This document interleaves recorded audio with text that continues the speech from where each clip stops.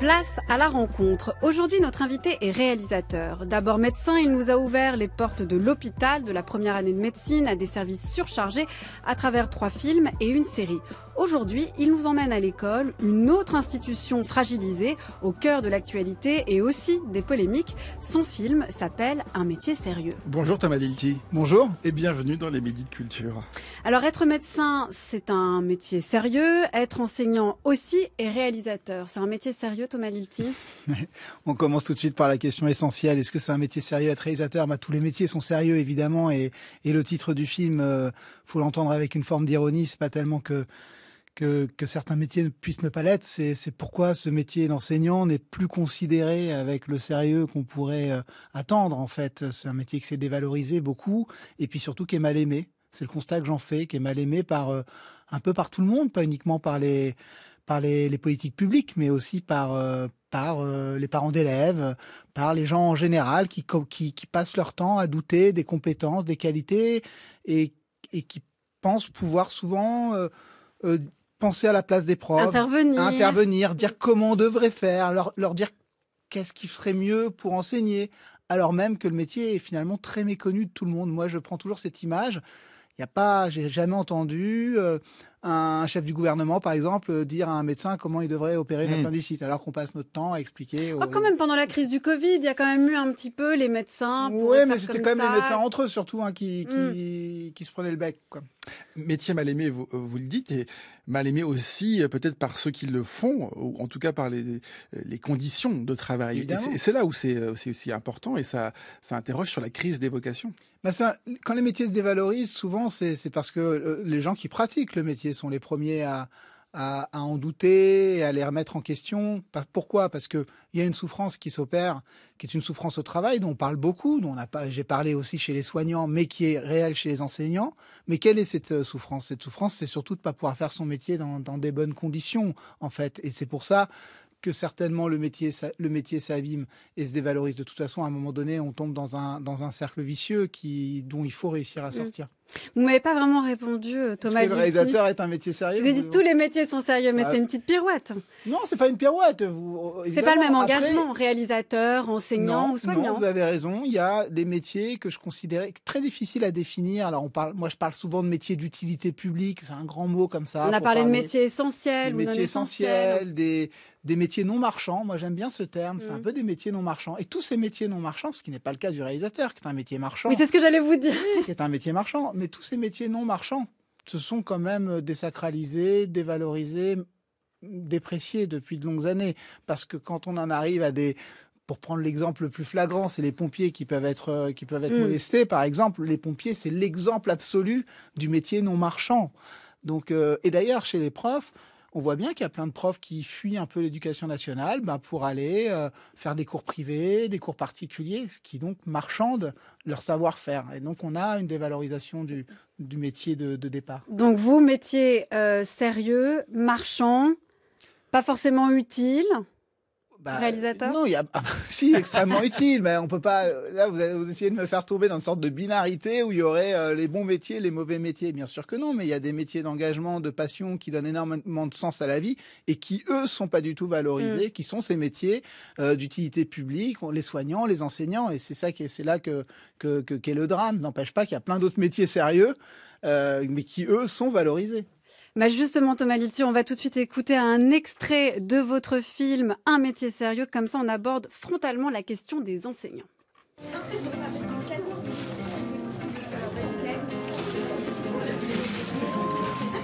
Alors, silence s'il vous plaît. Est-ce que quelqu'un peut me dire ce que c'est? C'est un avocat. Très drôle, Quentin. Les autres? C'est orange. Oui, certes, mais quoi d'autre? Une sphère.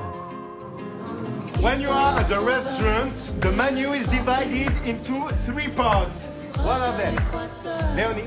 Starters. Yes. And I don't know. After that? Apolline? I think it's a main plate. Main course. Right. And what kind of main course do you like? Malcolm? Des hamburgers. In English, please. Hamburger. Bon, on est en plein débat sur la différence entre sphère et boule, puisqu'on vient d'entendre un extrait de votre film Thomas Lilti, un métier sérieux, dans lequel on entend Benjamin, interprété par Vincent Lacoste, thésard en chimie, professeur contractuel en mathématiques, qui débarque dans un collège.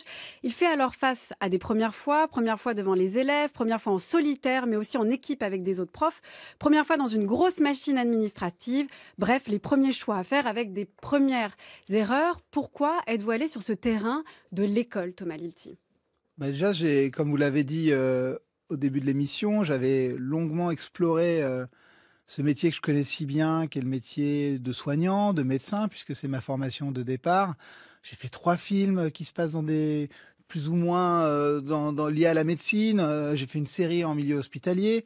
Donc, je crois que j'avais été temps que j'aille un peu explorer autre chose, l'envie de faire un film différent. Puis finalement, j'ai fait un film pas si différent que ça, j'en ai conscience. C'est-à-dire qu'on retrouve mes thématiques préférées, la vocation, l'engagement, trouver du sens dans sa vie professionnelle, comment mêler l'intime à la vie professionnelle, le collectif, comment le collectif permet de surmonter les difficultés de métiers qui sont relativement, même très solitaires. Voilà, tout ça, c'est des thématiques que j'ai déjà traitées et que je retraite à nouveau dans ce nouvel univers qu'est l'école. Mais pourquoi l'école ? Évidemment, parce que c'est au cœur de nos vies. On parlait de métiers essentiels. Il n'y a pas plus essentiel, en effet, que les métiers d'enseignant et d'enseignement. Mais c'est aussi parce que pour des raisons personnelles, ma mère, je suis fils de prof, quoi, tout simplement. Vous n'êtes pas que fils de médecin. Je ne suis pas que fils de médecin. Je suis fils de prof. Et quand on est fils de prof, ça marque quand même. C'est-à-dire qu'on a vu sa mère travailler, ramener les copies à la maison, parler de ses élèves. On a vu sa solitude. On a vu aussi le petit chagrin de la fin de l'année quand on quitte les élèves auxquels on s'est attaché, le redémarrage au mois de septembre. Et puis, j'ai aussi mes grands-parents qui étaient profs, mon grand frère qui est prof, mes oncles, mes tantes. Je suis, un enfant de prof. En vacances, il y avait que des profs autour de moi. Donc, obligatoirement, ça marque. Et puis, envie, d'essayer non pas de rendre hommage, parce que j'entends parfois, c'est un hommage aux profs. Moi, à aucun moment, je me suis dit, je vais rendre hommage aux profs. Je suis personne pour rendre hommage aux profs. Ils n'ont absolument pas besoin de moi, surtout qu'on a tendance à parler beaucoup à leur place. Non, j'ai voulu, moi, essayer de comprendre un peu, parce que c'était que ce métier d'enseignant. Vous voyez, quand on est élève, on est dans une classe, et le prof, on le connaît pas. On connaît même pas son prénom. Quand on le croise au supermarché par hasard... on a l'impression que c'est une autre personne, d'ailleurs. C'est une autre personne. Qui n'existe pas. Qu'est-ce qu'il fait là, quoi, cet homme Ah oui, il vit en dehors de l'école. Ouais, et j'ai eu envie, et je crois qu'élève, j'avais envie de savoir un peu plus de mes profs. J'avais envie de me dire, est-ce qu'ils ont des amoureux, des amoureuses, est-ce qu'ils ont des enfants, Vous leur avez jamais posé la question ? Non, vous posiez ce genre de questions. Moi, j'ai déjà posé cette question-là parce qu'à un moment donné, on n'en peut plus et on dit, je vous ai vu au supermarché, vous étiez avec votre amoureuse. Ah non, moi, je dis pas que je le disais avec tous les profs, pour moi, trop de distance entre moi et les profs. J'ai toujours eu une distance, une sorte de timidité vis-à-vis d'eux, vis-à-vis de leur autorité. Mais c'est vrai que là, on voit l'envers, d'une certaine manière, de la vie de professeur. C'est-à-dire les copies, la vie avec les partenaires, les enfants qu'on doit éduquer. Donc là, vous avez réussi à percer ce mystère-là ? Réussi, j'en sais rien. J'ai essayé, du moins, c'est déjà pas mal. Mais pour nous dire quoi, que c'était des êtres humains ?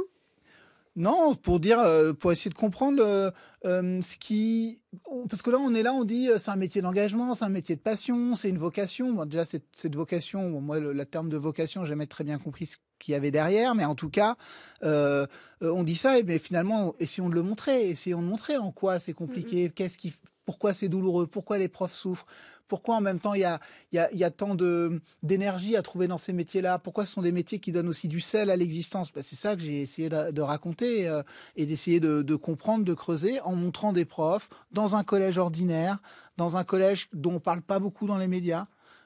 C'est quoi ce collège ? Dites-le nous, parce que il y a quelque chose qui est très intéressant dans votre film, c'est qu'on n'est pas sur un ton spectaculaire. Vous avez réussi, à mon sens, à ne pas tomber dans les clichés et à nous montrer effectivement quelque chose qui est presque banal. Eh ben, j'espère. Banal, c'est un peu péjoratif. Oui, pardon. Donc, on va dire ordinaire. De la vie quotidienne. De la vie quotidienne. Mais vous avez raison, d'une certaine manière, la vie quotidienne a quelque chose de banal et pourquoi pas? C'est pas si désagréable. C'était pas péjoratif dans ma voix. Je sais bien, je l'ai pas du tout mal pris. Mais, non, parce que je comprends ce que ça veut dire. En fait, une vie de collège telle qu'on a pu, la vivre. Telle qu'on n'en parle jamais aux infos, en fait, parce qu'aux infos, à juste titre, on parle des faits gravissimes qu'on puisse produire, de toutes les polémiques. Mais on parle jamais finalement de 80% des collèges de France où ça se passe pas si mal, où les profs, pour certains d'entre eux, trouvent encore du plaisir dans leur enseignement. Et il y en a plein, j'ai plein de témoignages de profs qui adorent leur métier. Ils l'adorent, c'est pas pour autant qu'ils souffrent pas et qu'ils trouvent pas que ça devrait changer, que les conditions de travail sont pas difficiles. Mais ils continuent à aimer leur métier. Et c'est ça que j'ai voulu raconter, moi. Donc je me suis dit, on va essayer. C'est ça, à ça que sert la fiction. C'est pas un documentaire, moi, que j'ai essayé de faire.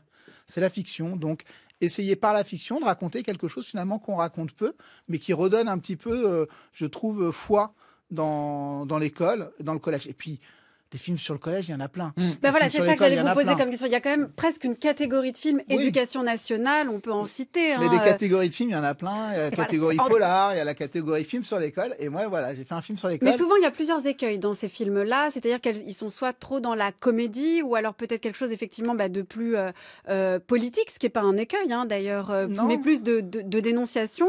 Et vous passez, il y a tous les passages obligés du conseil de discipline, la réunion parents-prof, la cantine, la rentrée, l'approche des vacances, la sortie scolaire. Vous aviez en tête, en fait, tous ces passages obligés à montrer d'une manière assez épurée, assez juste? Le souci de recréer le réel est omniprésent chez moi dans mon travail. Donc, recréer le réel, c'est pas le réel, c'est une vision subjective du réel que j'imagine. Mais pour moi, c'est une obsession. Donc, c'est une obsession du détail. Je veux que le spectateur ait le sentiment, quand il voit mon film, d'assister à quelque chose qui existe vraiment. C'est pas une qualité en soi, c'est mon cinéma qui ressemble à ça. À ça, j'aime insuffler, rajouter du romanesque. Il y a des acteurs connus, c'est romanesque. Il y a des histoires romanesques dedans, mais qui sont des histoires romanesques du quotidien. Je me suis interdit, en effet, dès le départ, à faire ce qu'on a beaucoup dans les films sur l'école. Par exemple, des profs qui vont défendre une pédagogie hors du commun, qui vont s'avérer exceptionnels, qui vont avoir la capacité d'amener les élèves ailleurs. Cercle des poètes disparus, par exemple. On va dire, c'est le syndrome Cercle des poètes disparus. Film que j'adore par ailleurs, qui est un super film, mais c'est vraiment ce que je voulais pas faire. Ou alors, de raconter ce qu'on a décrit tout à l'heure, c'est-à-dire le collège de banlieue en très très grande difficulté, les élèves qui vont très mal, les grandes souffrances sociales et économiques. J'ai voulu aussi me les interdire. Donc, obligatoirement, on est du point de vue des profs. C'est un film de groupe. C'est comment les profs font corps, comment les profs sont solidaires, ce qui n'est pas la réalité de tous les collèges, loin de là, mais comment la solidarité peut être une réponse à la difficulté de l'enseignement et à la solitude du métier d'enseignant. Et c'est comme ça que je me suis attaché au quotidien d'une année scolaire à travers des personnages pour lesquels, je crois, on peut avoir de l'affection. Avec des personnages, j'allais vous le dire, avec des personnages qui sont très différents. Il y a l'ancien, celui qui est là depuis des années, qui s'interroge d'ailleurs sur est-ce que je continue, ou est-ce que je m'ennuie, est-ce que je m'arrête. Il y a aussi, on parlait de Benjamin tout à l'heure, Vincent Lacoste, qui est, il faut bien le dire, il tombe là par hasard presque. Il est contractuel, il sait pas comment on enseigne, il sait pas comment on se comporte devant une classe. Et moi, ce qui m'a fait... il est un peu lâché dans l'arène. Et ce que j'ai découvert, c'est cette solidarité aussi entre profs sur Internet. C'est-à-dire qu'ils sont tellement démunis, ces enseignants, qu'ils se retrouvent à aller chercher des tutoriels sur YouTube, quoi. Bien sûr, il y a 3000 cette année, je crois, c'est 3000 postes vacants où il n'y a pas de profs. Donc, ils sont mal formés pour certains d'entre eux, c'est-à-dire que c'est des profs même qui n'ont pas été formés, des profs contractuels, et c'est le cas du personnage que joue Vincent Lacoste. Il est envoyé comme ça dans ce collège. Lui, il le fait un peu au départ pour des raisons alimentaires, pour subvenir à ses besoins. Il fait une thèse de chimie. Voilà, il a plus sa bourse, et donc il y a plein de thésards qui se retrouvent à prendre des postes comme ça de profs contractuels, sans formation. Et voilà, et donc il va découvrir au contact, en effet, des profs déjà plus installés que lui, le métier. Et vous avez raison, j'essaie de décrire au détour d'une séquence comment ces tutoriels qu'on peut retrouver sur YouTube, qui au départ sont faits pour les élèves, c'est des profs qui font ça pour des élèves en difficulté, et il y a certains profs qui sont devenus des stars comme soutien scolaire d'Internet, bien sûr, qui sont devenus des stars comme soutien scolaire pour aider. Mais il y a plein de profs qui s'inspirent de ces tutos. Pourquoi ? Parce que la grande difficulté de capter l'attention des élèves, il faut être capable de trouver des méthodes. C'est ça ce qui est dur dans ce métier de prof, c'est trouver les moyens, les astuces, la méthode pour capter l'attention des élèves. Ça, c'est une chose très intéressante, c'est les scènes de classe, effectivement, où on voit que l'enjeu, c'est de capter l'attention. C'est presque l'idée de la transmission, en fait. Ça, comment vous vous êtes dit pour réaliser comment je vais essayer de voir comment le courant peut passer entre un prof et ses élèves et montrer les évolutions de cette relation ? Parce que si on considère que enseigner, c'est avant tout d'essayer de créer un échange, donc un lien. Voilà, donc comment on crée un lien entre un adulte et un élève de 13, 14 ans, 12 ans, 15 ans. Donc la question, elle est là. Pour créer de l'échange, il faut du lien. Donc ce lien, il est obligatoirement quand même affectif, quel qu'il soit, mais il faut un lien affectif. Donc il faut réussir à créer cette, ce contact. Et c'est difficile. J'ai pas le secret, mais il faut y arriver. Il y a des profs pour qui c'est plus simple, d'autres pour qui c'est plus dur, d'autres pour qui c'est quasi impossible. Mais il y a quand même... on peut imaginer que ça s'apprend, on peut imaginer qu'on peut se former à ça. Donc moi, ça, je pense que c'est essentiel, parce qu'en plus, derrière, l'idée que j'essaie de défendre, alors c'est en filigrane dans le film, c'est que enseigner, c'est pas transmettre un savoir. Souvent, on dit le prof, il est là pour transmettre un savoir. Moi, je ne crois pas tellement à cette idée-là, parce que si c'est transmettre un savoir, j'ai l'impression que les machines le feront très bien. À un moment donné, on va nous mettre, pourquoi pas, soyons un peu complotistes, on nous met une puce dans la tête avec du savoir. Et c'est pas ça qu'on demande à un prof. Un prof, ce qu'on lui demande, en fait, c'est de réussir déjà à ce que les élèves, ils apprennent à vivre en société, à s'entraider, à avoir une considération pour les autres élèves. Et puis surtout, le plus important, c'est d'apprendre une chose, c'est le goût d'apprendre, en fait. En tout cas, faire prendre conscience à un élève qu'il a quelque chose dans la tête qui s'appelle un cerveau, et que ça va lui permettre d'apprendre des choses plus tard aussi. Et moi, je pense que c'est ça qui est essentiel, beaucoup plus que d'apprendre un savoir. Mais il y a un parallèle avec le métier de cinéaste, en fait, sur cette idée, non pas de délivrer des images comme ça, de les balancer, mais vraiment de se dire, à travers ces images, je veux montrer, c'est une manière de faire du lien, de créer des relations, de faire aussi du soin. C'est pas pour reparler de votre métier de médecin, mais vraiment d'apporter une sorte d'attention à l'autre. Bah moi, c'est vrai qu'on aime bien me dire, je vois la boutade, mais on aime bien me dire que je fais des films comme un médecin, de fait. Ah bah attendez, parce que ça va être notre prochaine question. N'anticipez pas sur notre conducteur. Bah voilà, bon. Mais en effet, il y a obligatoirement quelque chose qui est dans mon cinéma, peut-être, qui est influencé par ma formation. Mais évidemment que faire des films, c'est...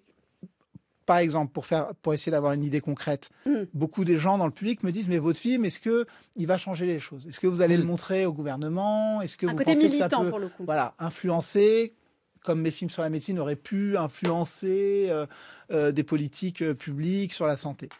Je réponds toujours non, pas vraiment, parce que c'est beaucoup plus complexe que ça. En revanche, juste le fait d'avoir fait un film qui a été vu par quelques personnes, et j'espère par le plus grand nombre, et de se dire qu'on va pouvoir, ça peut être un lieu d'échange, de discussion, de prise de conscience de certaines choses, ça c'est déjà énorme, c'est beaucoup en fait. C'est ça un film en fait, c'est cette émotion qu'on va pouvoir partager autour d'un sujet.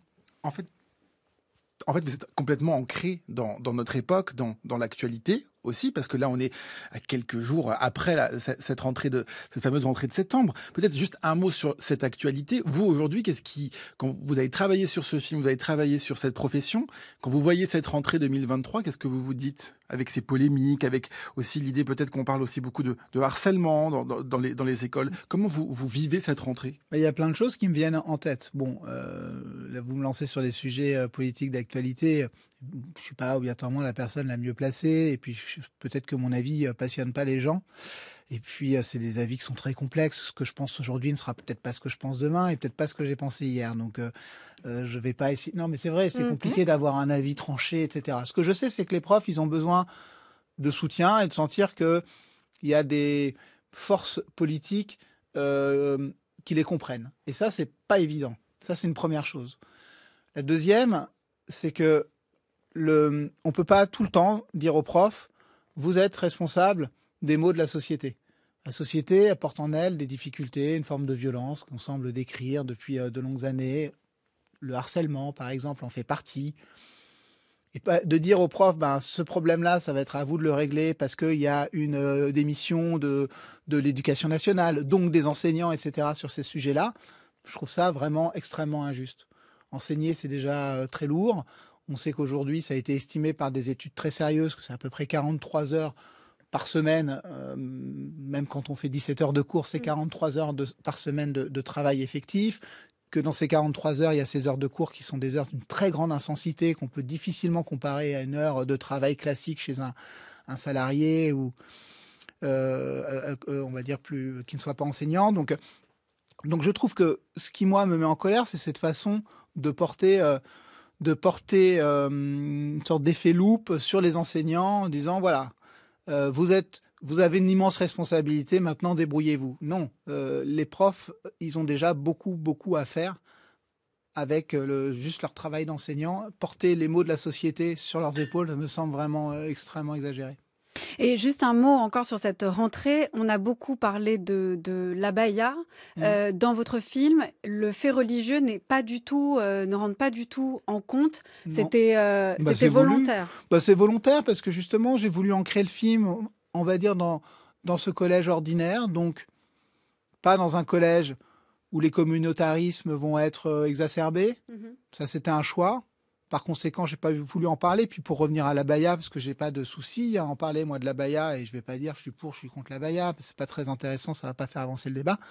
Ce que je sais, c'est que ça a pris énormément de place médiatiquement, qu'il y a, ce que j'ai entendu, je prends avec des pincettes parce que chacun aura ses chiffres, mais a priori, il y a eu 67 cas d'élèves qui n'ont pas pu rentrer à l'école à cause du port de l'abaya, et il y a 12 millions d'élèves en France.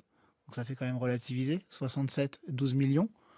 Donc je pense que le traitement de l'abaya a pris des proportions absolument dingues, quoi qu'on pense du sujet.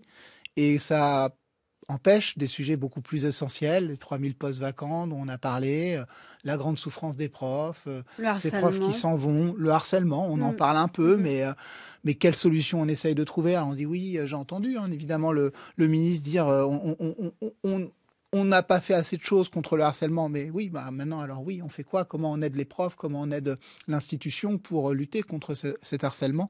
Voilà, je trouve qu'on est toujours dans le temps du constat, on est rarement dans le temps des solutions. 12h, 13h30, les midis de culture. Géraldine Mosna-Savoie, Nicolas Herbeau. Alors, qu'est-ce qui vous arrive? C'est une névralgie cervico-brachiale. L'hypothalamus régule la sécrétion de beaucoup de glandes dans l'organisme, mais pas directement. Parce qu'après, c'est d'autres complications encore qui se rajoutent. Donc la pression monte, et quand la pression elle est plus haute que la pression aortique, la valve aortique elle s'ouvre. Et le sang, bam, il passe. Oui, mais avec sa pancréatite chronique, je me suis dit que des douleurs, il en avait tout le temps. Mais Putain, on est vraiment trop cool. Tumeur temporale gauche, inopérable. Elle est en phase terminale. ne va jamais remarcher. L'examen est bien, tout va bien. Donc si je comprends bien, je vais pouvoir partir d'ici. Eh oh, docteur? Le cœur s'est arrêté. Merci, docteur. Au revoir. Médecin de campagne, Hippocrate, la série, première année, voici vos films. Thomas Lilti, vous avez anticipé ma question tout à l'heure sur filmer comme un médecin. Est-ce que ça vous ennuie au bout d'un moment, en fait, ce rapprochement entre ces deux métiers-là? Pas du tout. Pas du tout. Vous savez, longtemps, moi j'ai fait un peu ces deux cursus en parallèle. Alors, il y en a un des deux que j'ai fait de façon autodidacte. Je vous laisserai deviner lequel. Médecin. Voilà, évidemment. Évidemment. J'espère pas. Et il y en a un pour lequel j'ai fait des études. Mais je les ai fait parallèlement. Donc, obligatoirement, ils se sont influencés. Et puis, très longtemps, je pensais qu'il y avait une barrière étanche entre ces deux métiers. C'est-à-dire que parmi les gens avec qui je travaillais à l'hôpital, je disais jamais que je faisais du cinéma. J'avais le sentiment que ça allait me décrédibiliser, ce qui aurait été certainement un petit peu le cas. Et parmi les gens de cinéma, vous savez que je faisais des études de médecine ou que j'étais jeune médecin, mais bon, ça m'apportait pas énormément de choses. Et surtout, je voulais faire des films qui parlent pas de médecine. Et d'ailleurs, mon tout premier long métrage, Les yeux bandés, ne parle pas du tout de médecine. Et puis, Les yeux bandés n'a pas vraiment rencontré un franc succès, on va dire. Loin de là. Ça a été un échec. Je me suis remis en question, mais j'avais encore envie de faire du cinéma. Je suis retourné faire le médecin et je me suis dit peut-être qu'il faut que je parle de choses qui me touchent personnellement, que je connais mieux. Et c'est comme ça qu'est né Hippocrate. Donc depuis Hippocrate, j'ai totalement envie de mélanger tout.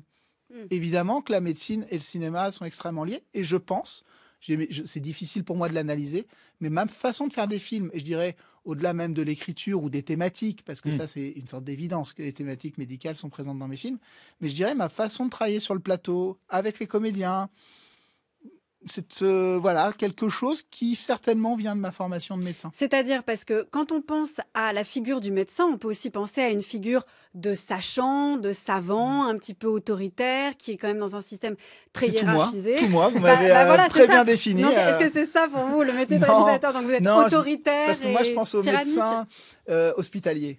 Oui. Au fond, c'est ça que j'aurais aimé être si j'avais fait une carrière médicale. C'est ce médecin hospitalier. Dans un service, alors. Dans un service Lequel? qui travaille en équipe. Oh, je sais pas, dans tout type, même aux urgences. J'ai beaucoup aimé, moi, mon passage aux urgences, même si c'est difficile. J'aime cette idée du travail en équipe avec des différents corps de métiers qui n'ont pas de hiérarchie entre eux. Les médecins ne sont pas les chefs des infirmiers, des infirmières. Ce sont deux types de métiers différents, avec des savoirs différents. Et j'ai aimé, moi, ce travail collectif, ce travail en équipe. Et c'est ce qu'on retrouve beaucoup dans mes films, dans le sujet de mes films, et c'est ce que j'aime sur le plateau de cinéma, c'est ce travail en équipe avec des comédiens. Vous l'avez remarqué, des comédiens avec qui je tourne régulièrement. Récurrent, François Cluzet, Vincent Lacoste, par exemple. Notamment. Et ça, c'est quelque chose qui me vient, je pense, de ma formation de médecin. Mais alors pourquoi ne pas avoir posé une caméra dans un service que vous connaissez peut-être, un hôpital que vous connaissez, et avoir filmé ce qui se passe dans ces services? Peut-être que c'est la façon la plus évidente au début de montrer comment on travaille dans un hôpital et par extension comment on travaille dans un collège. Donc vous parlez de documentaire. Du documentaire, en fait. oui. En fait, parce que j'ai une affection immense pour la fiction et que je pense que la fiction, c'est pas le documentaire, c'est autre chose. Et ça apporte un autre regard, en effet, une autre subjectivité. Mais le documentaire, c'est une subjectivité aussi, selon où vous mettez vos caméras, qui vous allez décider de filmer, etc. Donc, c'est autre chose. Ça permet d'amener du romanesque, ça permet de faire vivre en le temps d'un film d'1h30, peut-être 5 ou 6 ans de ce que j'ai vécu moi dans ma vie de médecin, par exemple. Si on prend un film comme Hippocrate ou la série, ils vivent des choses extrêmement romanesques. Alors il y a un sentiment de réel, mais c'est beaucoup plus romanesque que dans la vie. Et c'est ça qui moi me passionne. Et c'est ce que j'aime écrire et ce que j'aime raconter. Dans mon film sur le collège, pour revenir à ce film Un métier sérieux, je raconte un groupe extrêmement solidaire. Vraisemblablement que si j'étais allé filmer un documentaire dans un collège, ce groupe solidaire, je ne l'aurais pas trouvé. Parce qu'il existe sans aucun doute, mais il est rare. Et donc la fiction me permet... Il faut qu'il soit d'accord, en fait, pour Ça, c'est certain. Mais en tout cas, moi, j'avais envie de raconter, de dire peut-être une des solutions. En tout cas, dans cette société où la pratique du métier d'enseignant est si difficile, peut-être que le collectif, c'est quand même la solution pour que ce soit un peu moins douloureux. C'est ça que je voulais raconter, et rien de tel que la fiction pour le raconter. Moi, j'aimerais revenir sur ce paradoxe, Thomas Lilti, du réel quand même. C'est-à-dire de passer, on a l'impression que passer par la fiction, paradoxalement, permet d'atteindre plus de réel, plus de réalité ou de justesse. Est-ce que vous pensez ça? Plus, je crois pas, mais en tout cas, ça permet.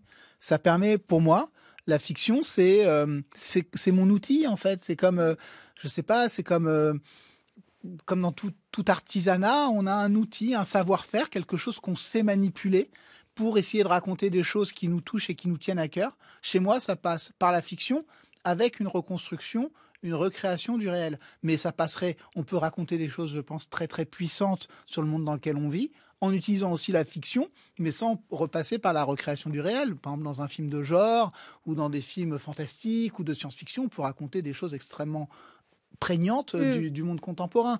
Donc moi, mon outil, c'est celui-là. Aujourd'hui, j'adorerais savoir en maîtriser un autre, mais pour le moment, celui que je maîtrise le mieux, en effet, c'est ce cinéma très ancré dans le réel, mais traversé quand même par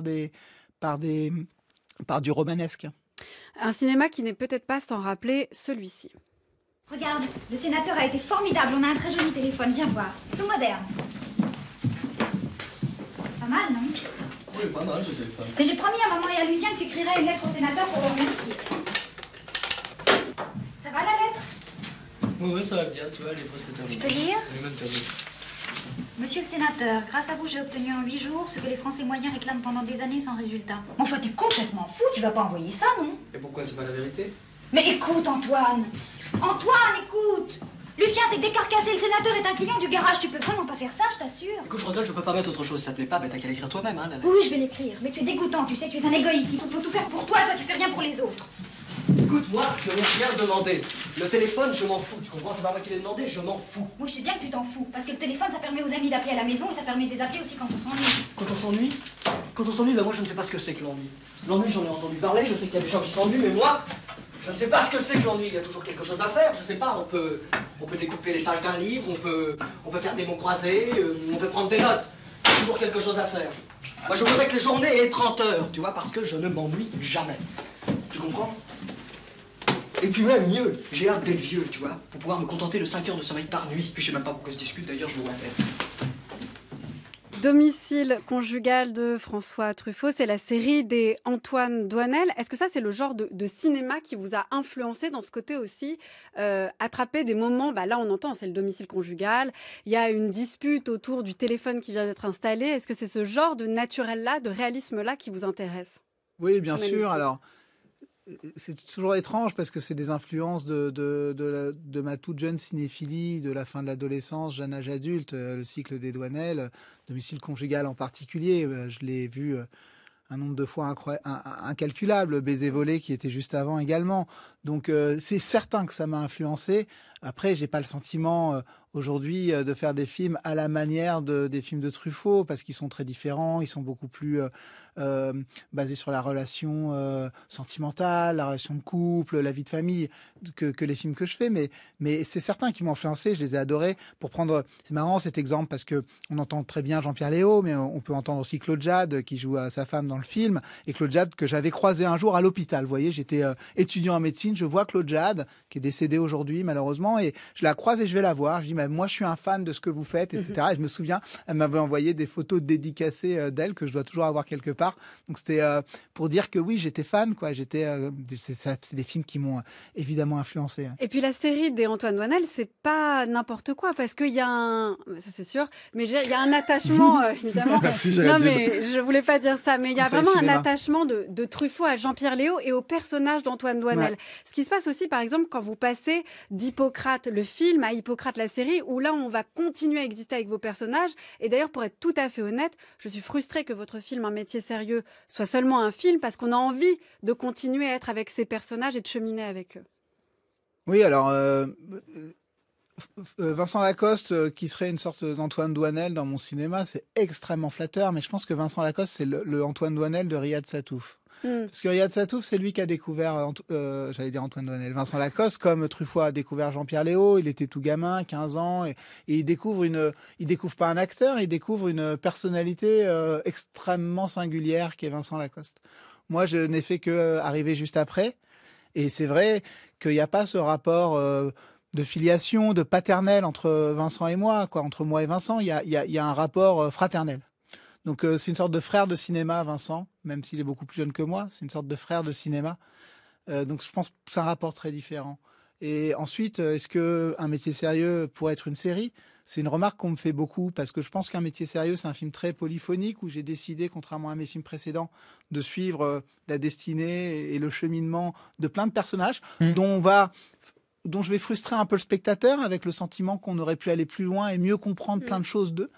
Mais aussi, j'aime bien le hors-champ. Je trouve que le hors-champ, on a tendance, peut-être à cause de la série, à moins facilement le supporter au cinéma, alors que je trouve vraiment un plaisir de spectateur que de pouvoir imaginer ce qui arrive au personnage et de ne pas tout dire dans un film. Donc, ça a été un parti pris de frustrer aussi le spectateur et l'histoire de tous les éléments qui pourraient constituer la trajectoire des personnages. Mais j'ai été aussi très influencé par mon travail en série. Je pense quand j'ai écrit ce film, j'ai adoré et j'adore toujours le travail sur la série Hippocrate. Et c'est vrai que certainement que j'ai découvert des choses en cette série qui ont changé un petit peu mon écriture et qui ont influencé le film. Peut-être que ça deviendra une série. Puisque vous parliez de Vincent Lacoste, en écrivant Un métier sérieux, vous avez pensé directement à lui? Est-ce que vous avez écrit ce personnage pour lui?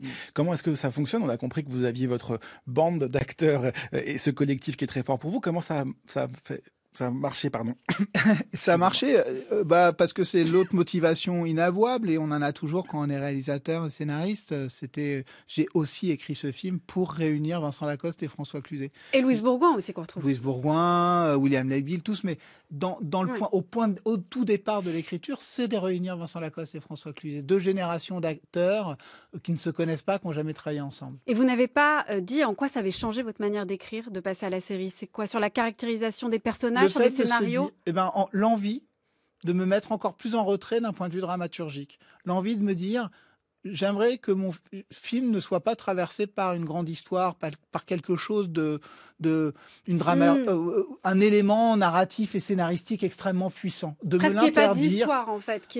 Voilà. Bon, et du coup, dit pas comme de ça, on va personnage faire fuir les principal, spectateurs si on dit il n'y a pas d'histoire. Mais de se dire, c'est les personnages qui vont être l'histoire, c'est ce groupe. Et moi, de me mettre en retrait par rapport aux personnages. Pourquoi j'ai fait ça aussi? Parce que je me suis senti moins légitime à raconter l'école. Et je me suis dit, raconter l'école et raconter les profs, moi qui ne suis pas prof, peut-être que la solution, c'est de me faire un pas de retrait et de dire, ce sont les personnages et donc les acteurs. Parce que des personnages, ce sont des acteurs avant tout, qui vont assumer et porter sur leur dos le sujet, l'intrigue, la force narrative du film, plus qu'un scénariste qui a décidé de ce qui allait se passer. Et ils ne sont pas interchangeables. Entre eux, les acteurs? Ah non, je trouve pas, non. J'ai vraiment écrit pour eux et je savais pourquoi je leur écrivais ces partitions-là. Donc, par exemple, vous êtes en tournage de la 3e saison d'Hippocrate. Ouais. Vous allez appliquer cette idée-là, c'est-à-dire de ne pas avoir forcément une histoire forte, mais plutôt des histoires qui se croisent et de laisser toute la place en fait à des personnages, à des caractères qui vont évoluer ensemble. Non, pas tout à fait. Hippocrate, la série est déjà construite comme ça. C'est avant tout des personnages qui portent la série. Il y a des points de départ assez chronique forts quand même. Mais voilà, il y a un point de départ par saison très fort et il y a une thématique. Voilà, je dirais qu'une épidémie, j'avais un peu anticipé. Oui, c'est vrai. J'avais un petit peu anticipé. Je dirais que Hippocrate est construit d'une façon très simple et c'est une recette que je réutilise pour la saison 3. C'est un point de départ très puissant, que j'espère puissant, en tout cas original, un peu singulier. Un fil conducteur, c'est-à-dire une thématique qui va porter toute la série. La saison 2, par exemple, c'était vraiment la souffrance au travail des soignants. La saison 1, c'était l'erreur médicale. La saison 3, ce sera autre chose. Et puis après, c'est surtout des personnages qui portent tout ça. Merci beaucoup Thomas Lilti. Je rappelle que votre film Un métier sérieux sort dans les salles mercredi prochain, le 13 septembre. Bientôt, j'espère, la saison 3 d'Hippocrate. Mais pour finir, vous avez le choix, Thomas Lilti, entre 2 chansons. Soit une chanson sur les professeurs, soit une chanson sur les docteurs. Sur les professeurs. Alors c'est parti.